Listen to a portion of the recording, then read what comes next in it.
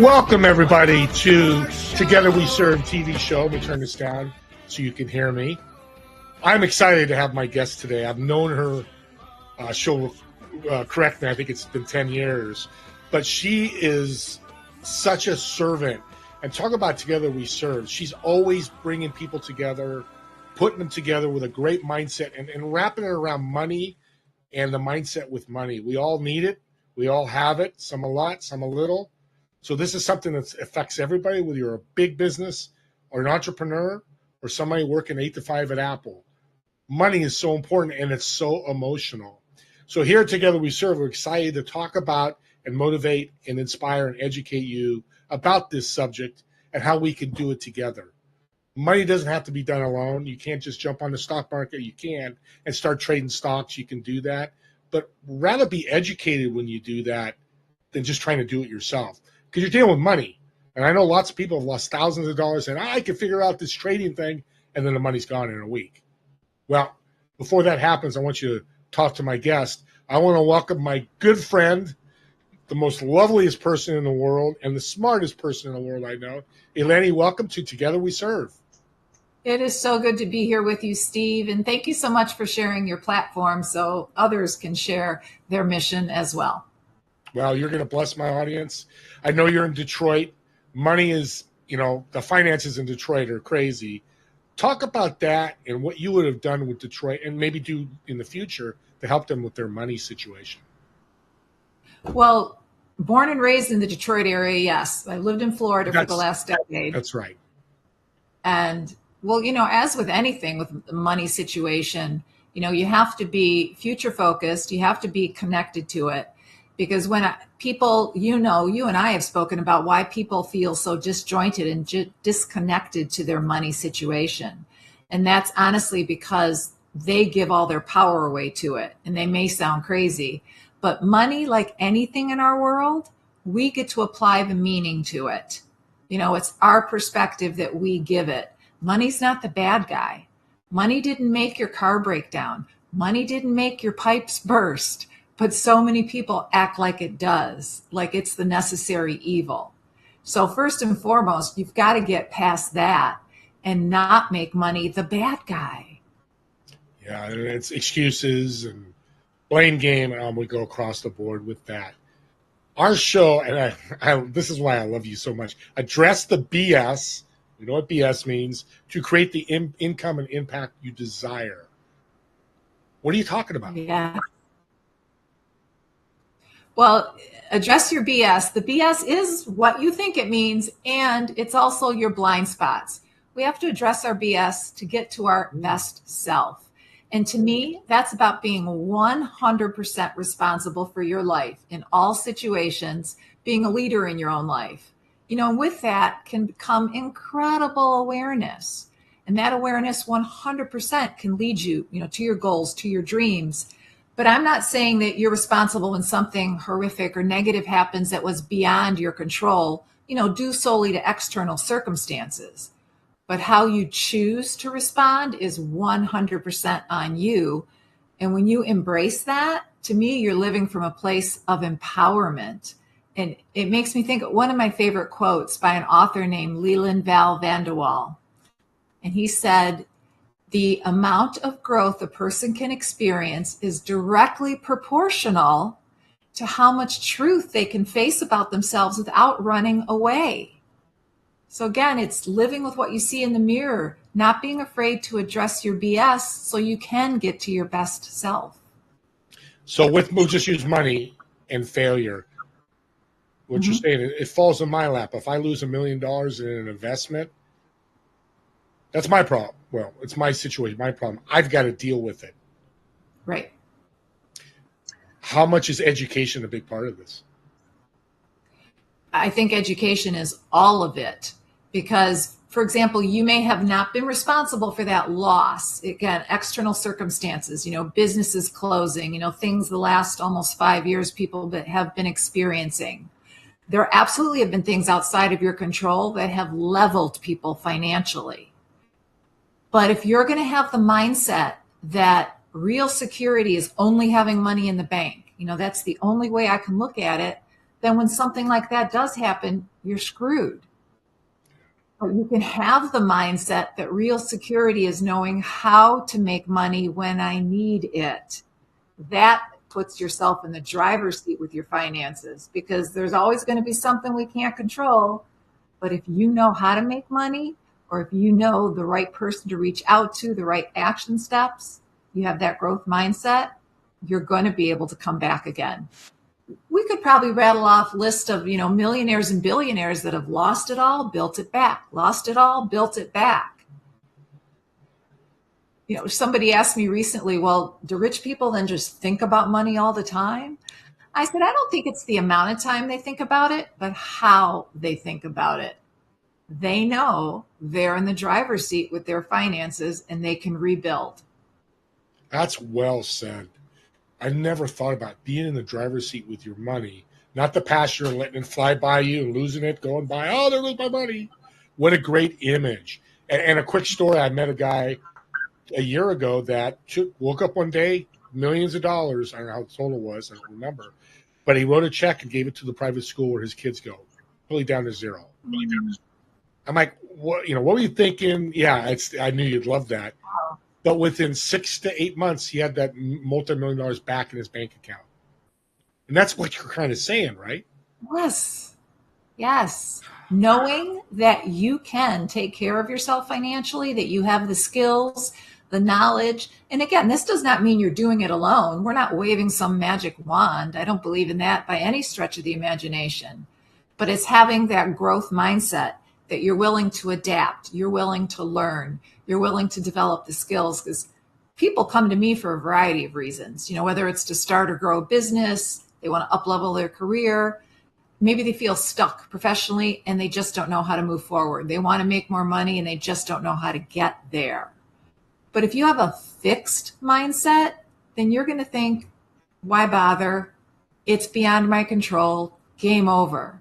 But when you have that growth mindset, you're willing to develop the skills, be adaptable, game on. I believe without question, you can effectively create a more positive chapter for yourself, and that includes with your finances. And I know the answer to this because I've known you so long. Why are you so passionate about this? Yes, I am passionate about it because I don't want to see people taking themselves out of the game, living less of a life that they want.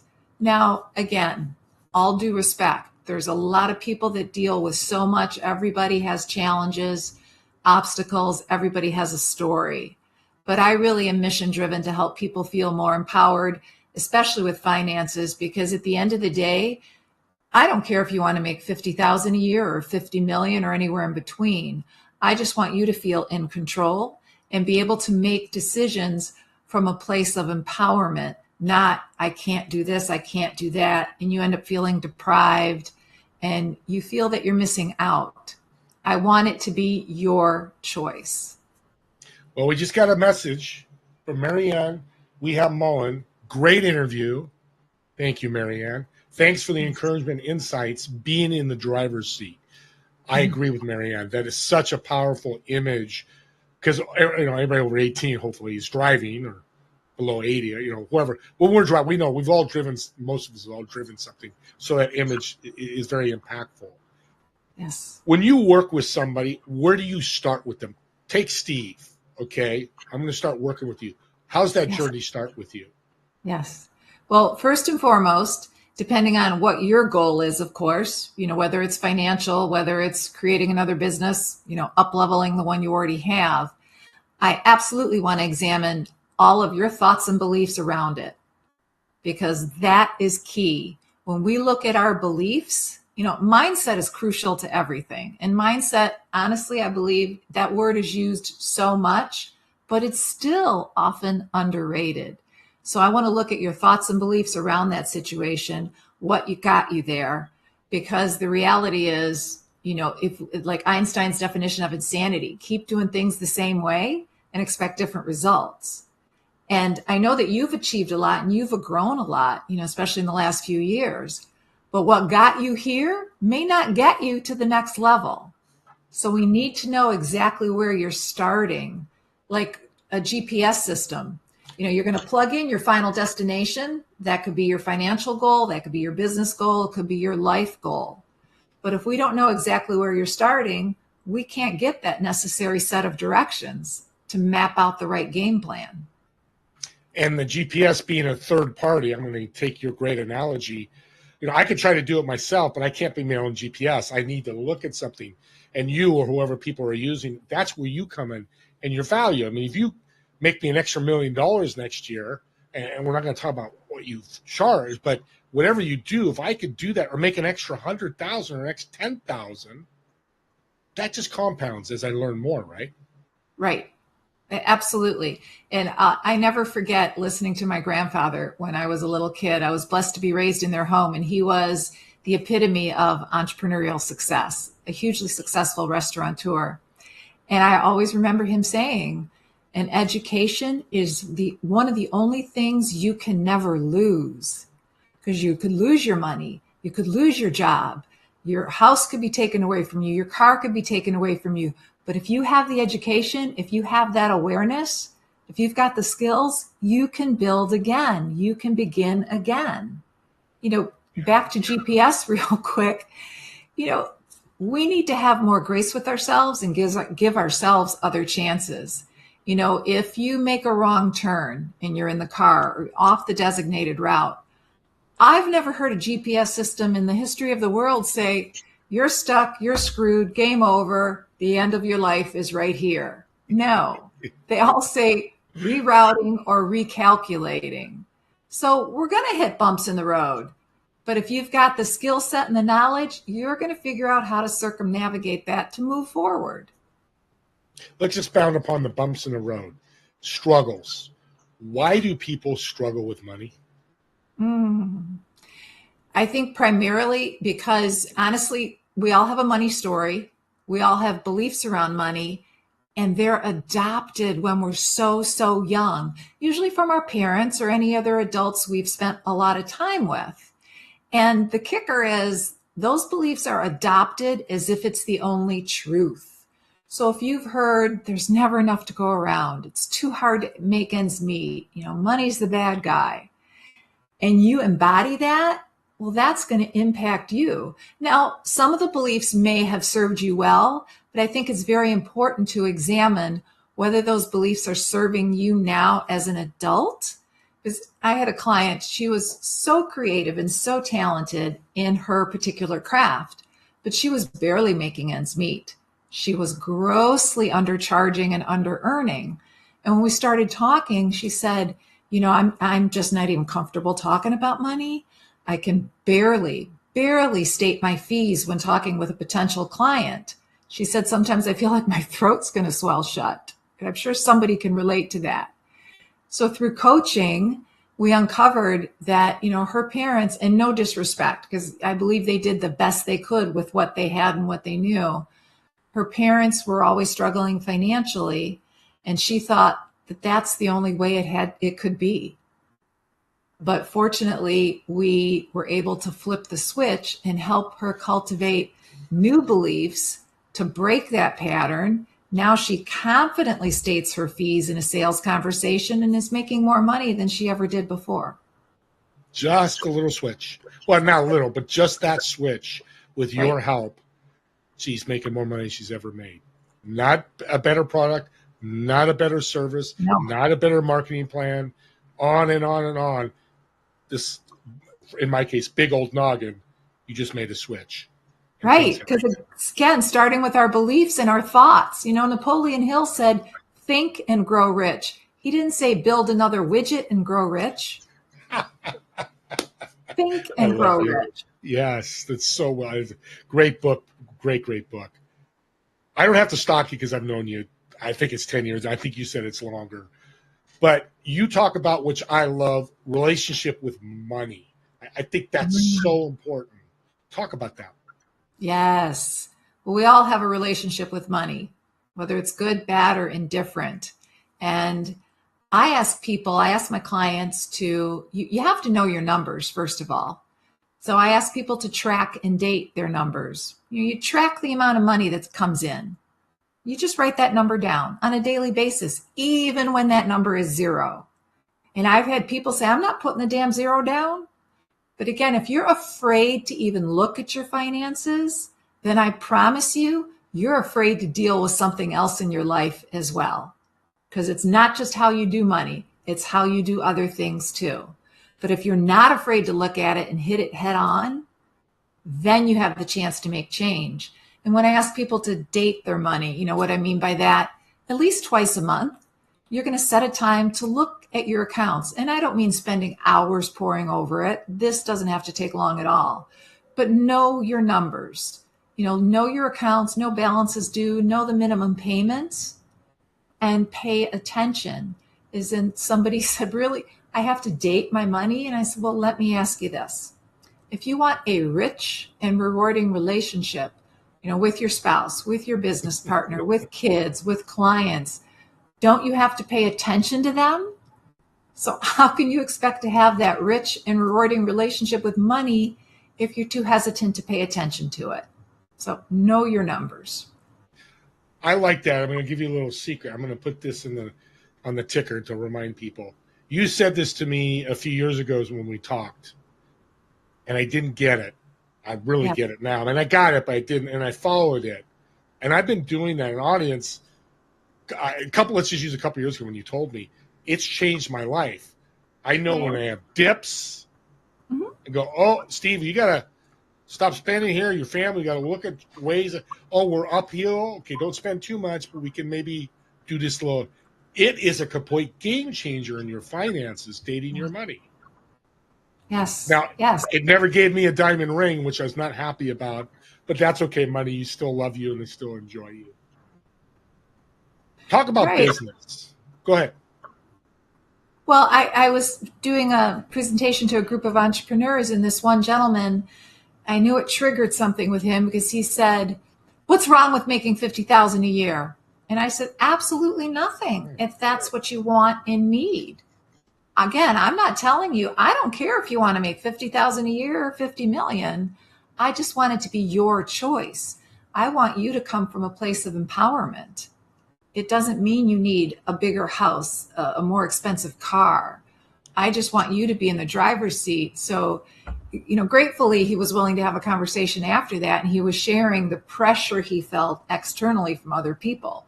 You should be doing better. You should be making more. You should have had a raise. And that's what he was internalizing, all that external stuff, letting everybody else rent space in his head.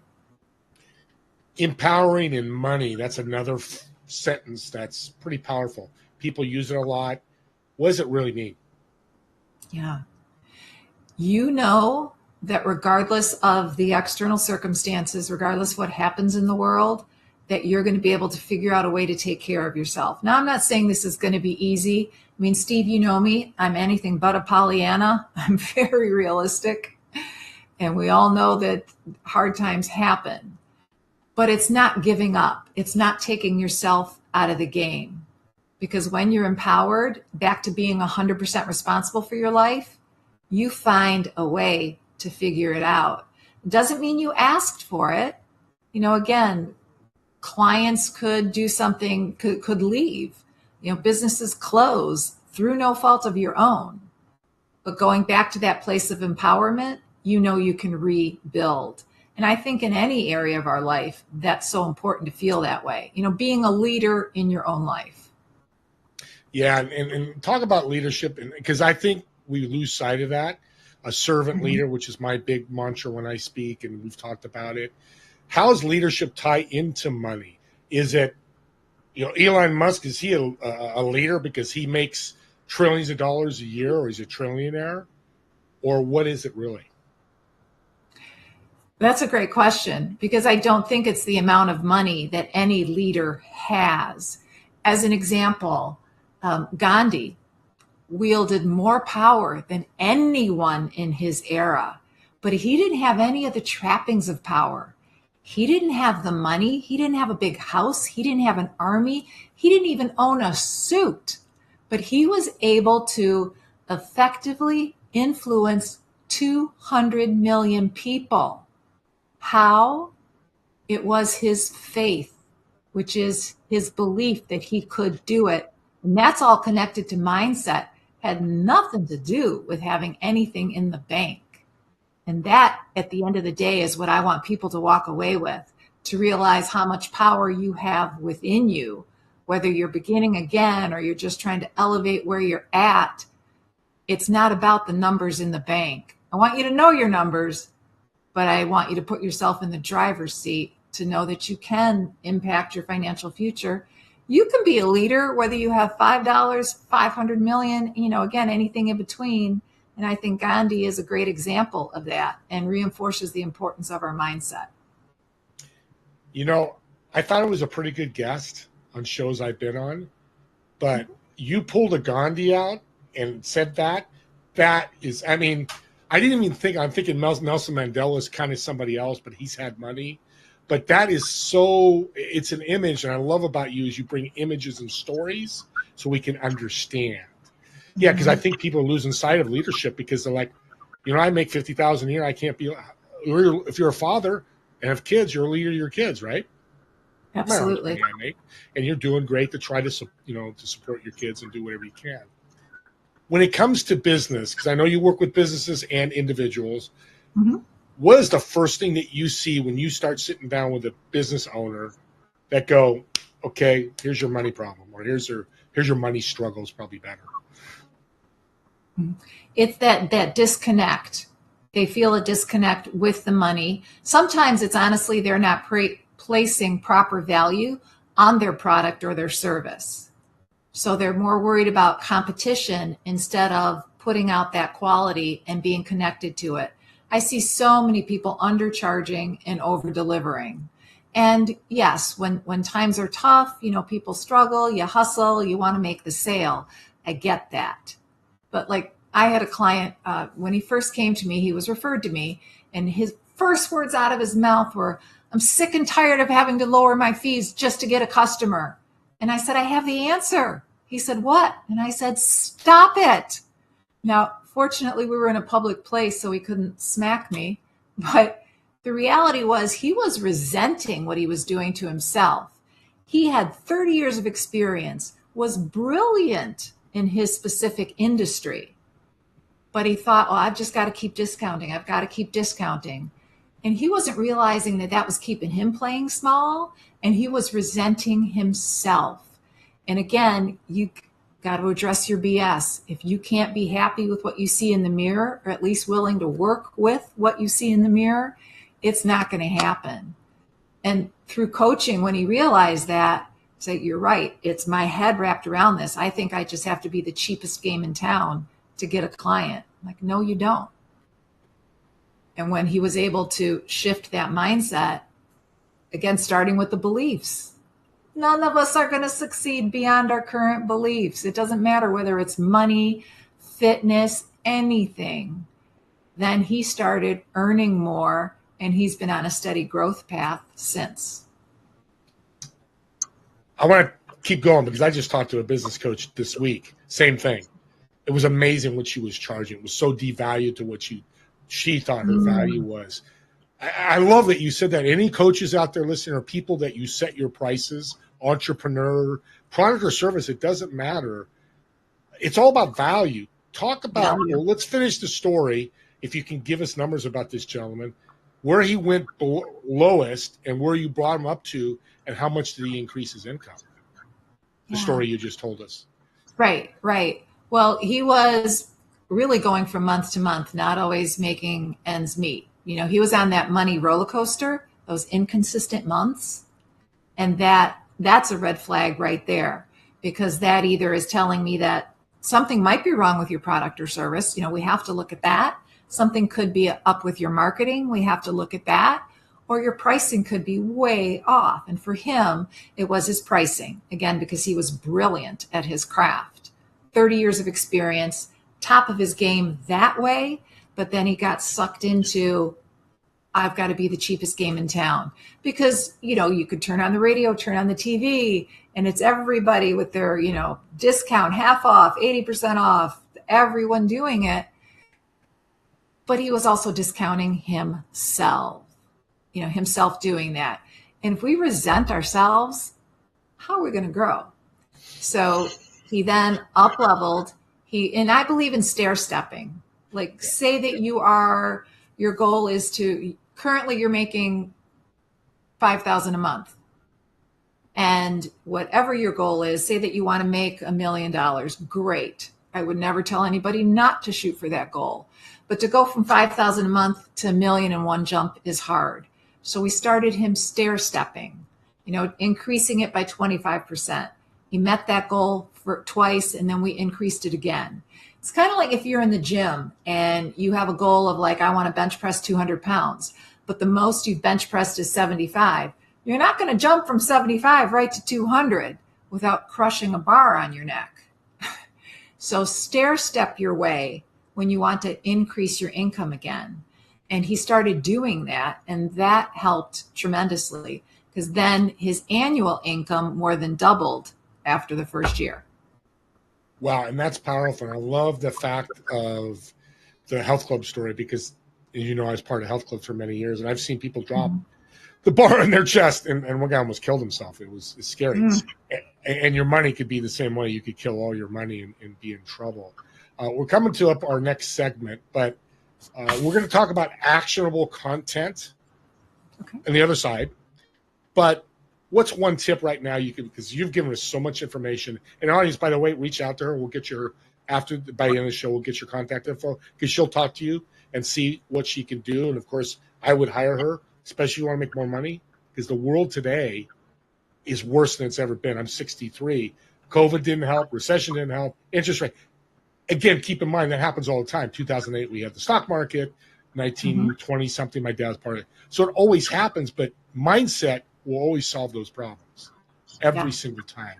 So what's a tip you can give somebody that's been listening, going, I love what you're talking about. How do I get started? Right now, honestly, I would, take out a piece of paper or sit at your laptop, even doing it on your phone. I want you to write down the first 10 thoughts that come to your mind when you think of money. And no filter, just be honest. Whether money's in abundance or money's a bad guy or nobody will pay my fees, whatever it is, list those first 10 thoughts, but then go back and ask yourself and be really honest. Is this my feeling? Is this my belief? Or did I adopt this from someone else? Because we have to separate others that may be renting space in your head. And you have to start cultivating your own money story that's going to serve you and the life you want to have going forward. I can write a book of all the quips that you put in. Who's living in your head? Drive your money. Date your money. We're going to talk later. I'm half kidding, half not. I love that tip because it seems simple. And then we expound upon there. Okay, we're going to take our break, and I'm going to say this before we jump off. And this Eleni's been such a good friend. She does such good things. I relate her to a heart surgeon.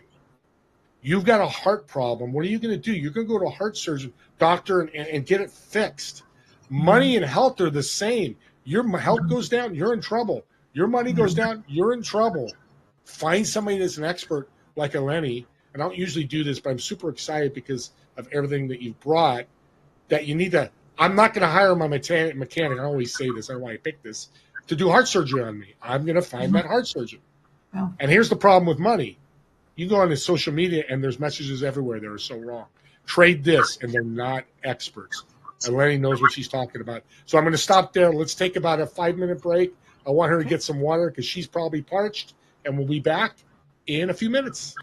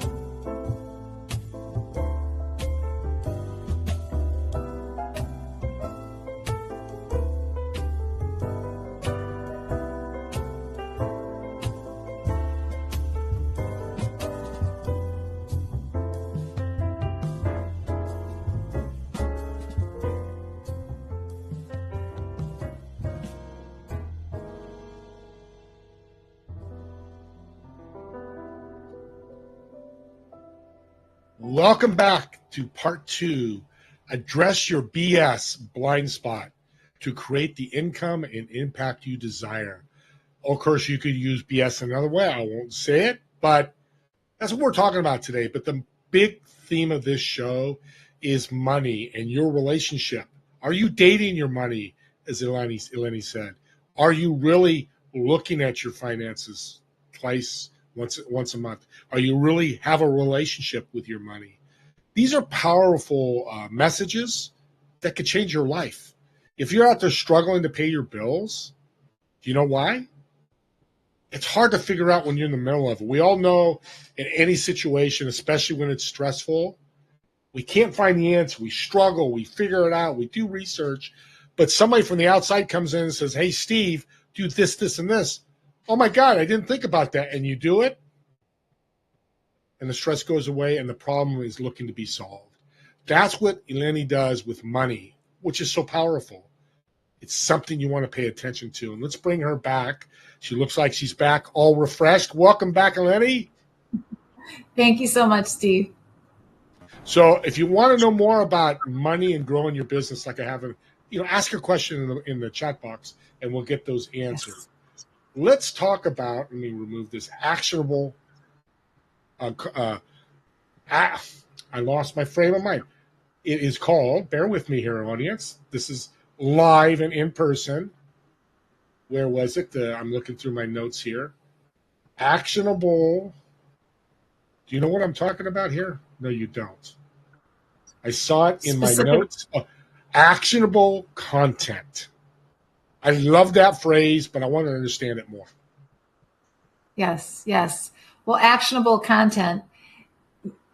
I think it might have been Napoleon Hill, but saying that knowledge is only power basically when it is put into action. So we can read 1,000 books, we can listen to podcasts, we can study, but if we don't do anything actionable, then nothing changes. And I also want to reinforce, though, with people that it's not as if you have to do a major overhaul with your financial situation day one.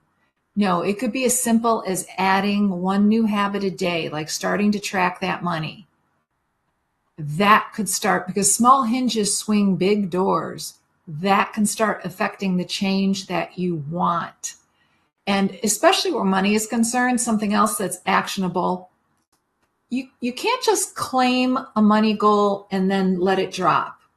So if you have a new financial goal of what you want to make a month or what you want to make in a year, don't just say the number, say, I want to make more money. I mean, that's like throwing spaghetti at a wall and let's see what sticks. What you really have to do is write that number down and cultivate an emotional connection to it. And this is not woo-woo stuff. We have to know why it matters to you, because we know that there are going to be obstacles and challenges that come up. Every aspect of life deals with that. But when you're emotionally connected, you know your why. That's going to be the fuel that keeps you going. So you have a new income goal you want to reach. You know that number.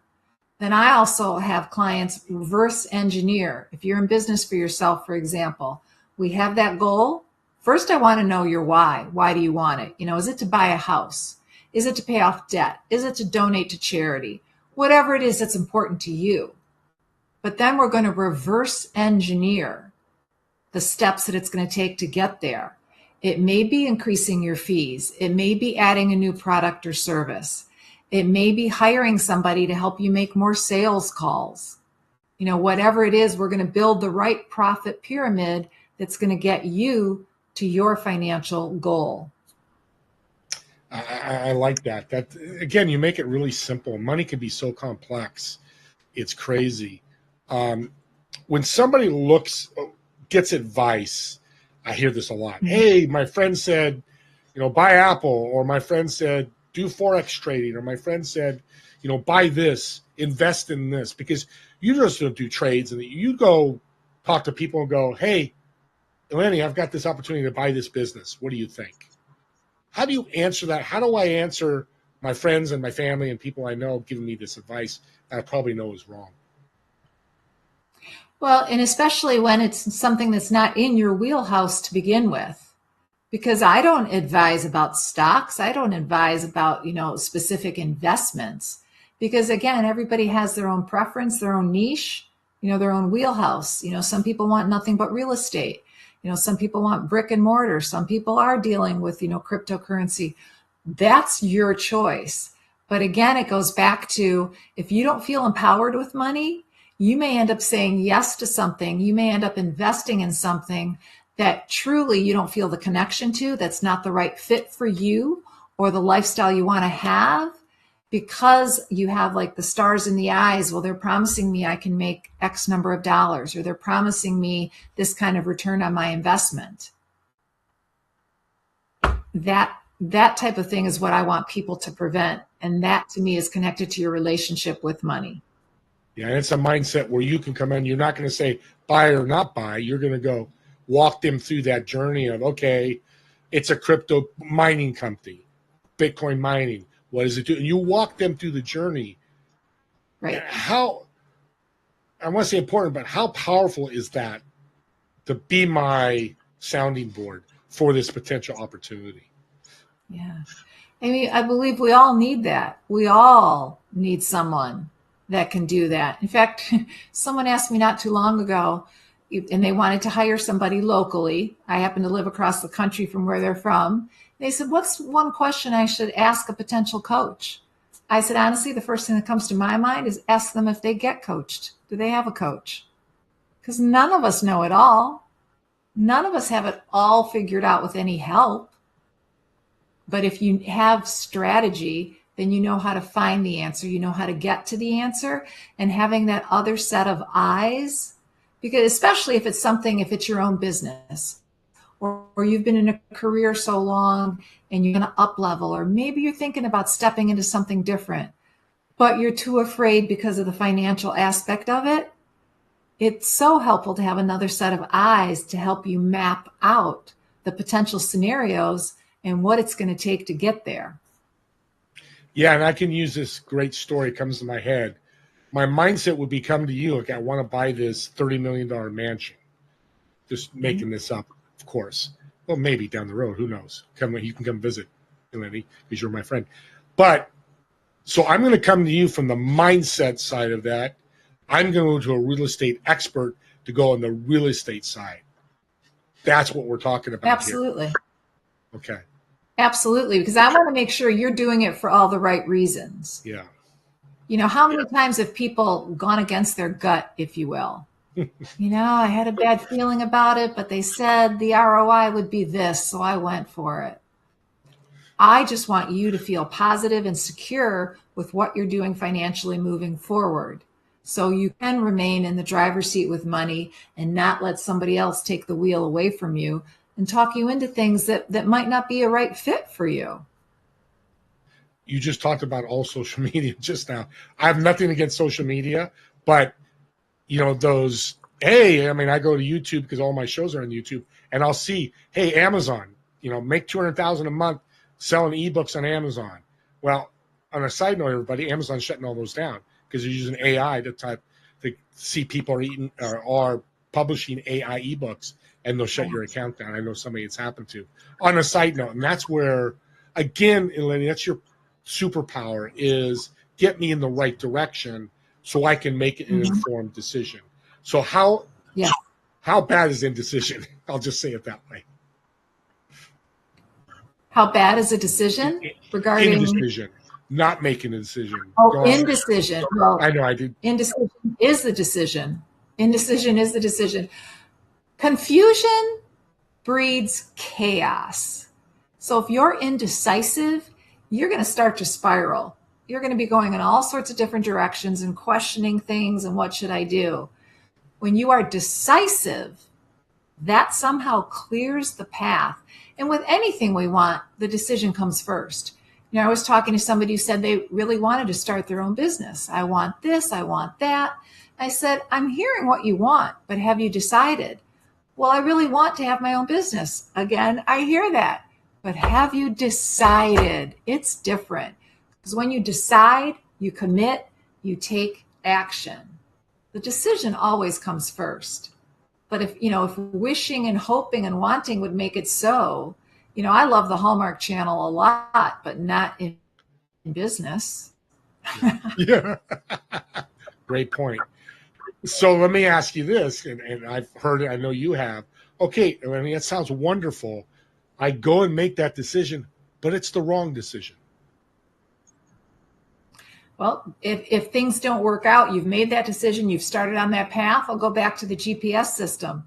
The game's not over unless you decide that it is. So the difference between having that fixed mindset and that growth mindset. Again, you make a wrong turn or you realize, nope, this is not going to pan out the way I want it to. It doesn't feel right.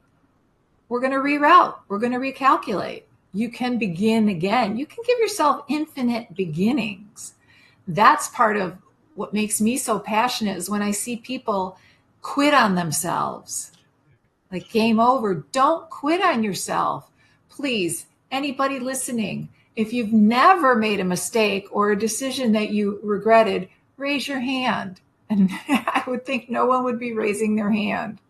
It's okay. Welcome to humanity. Hello, life. But give yourself the option of beginning again. Love being a host of shows because I get to learn. It's one of the best answers for people to tell me, because I hear it once or twice a month. But Steve, I make the wrong decision. I am going to borrow that and borrow it and borrow it. An audience, I hope you wrote it down or watch this over again, because that is so powerful. Because to me, indecisiveness is worse than the COVID. epidemic. Yes. It's worse than recession. Yes. It's worse. It will Yes. destroy you more than any of that, because we've recovered from COVID. We'll recover from all that stuff, recession and all that stuff. I'm excited to talk about this because I love your book, My Reinvented Self. I love it because it's a passionate story with a great end. Well, it's not ending, but a great going forward. Mm-hmm. Talk about your book, your passion for it, your mission for it.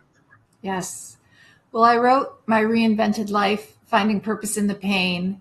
And it was definitely part of my healing journey as well. It was a very, very traumatic event, resulted in the end of my teaching career, I think a little over 13 years ago.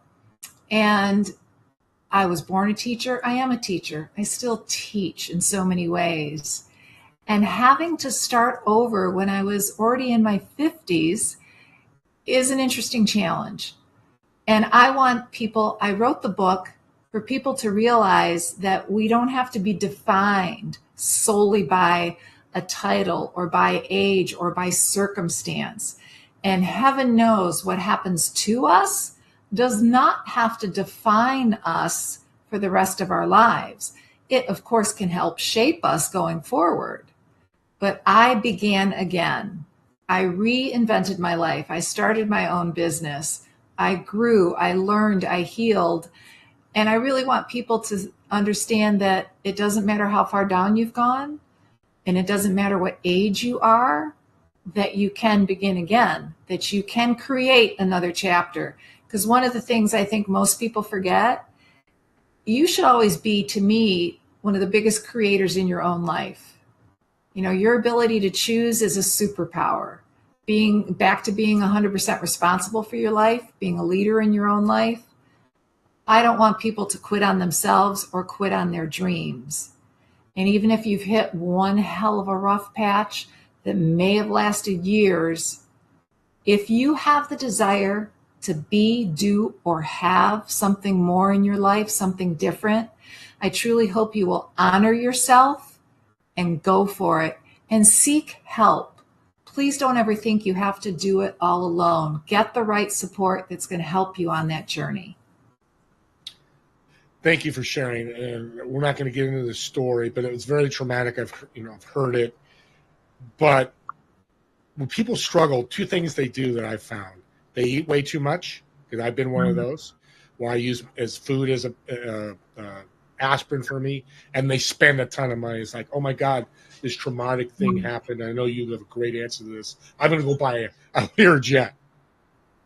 How do we avoid doing that? Yeah. Well, you're trying to put a very expensive Band-Aid on the bleed. And I believe without question, because someone asked me, how do you know when you're ready to share your story or to move forward? And I said, you should share your scars, not your wounds. So don't make a permanent decision on a temporary situation. Don't make a permanent decision on a temporary feeling. Do the healing work first. Grow through what you're going through.